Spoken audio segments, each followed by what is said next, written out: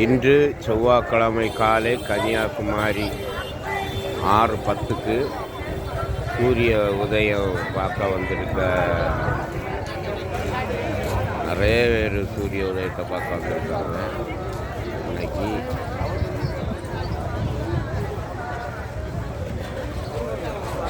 செவ்வாய்க்கிழமை காலையில் 6:10க்கு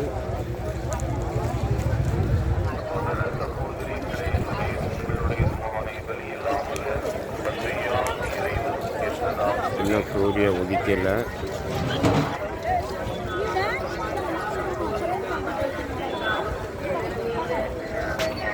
ஏராளமான பேர்கள் வந்துட்டுருக்காங்க. ஸ்கூல் பசங்க, இந்த மாதிரி வெளியூரில் இருந்து நிறைய மக்கள் வந்துட்டுருக்காங்க.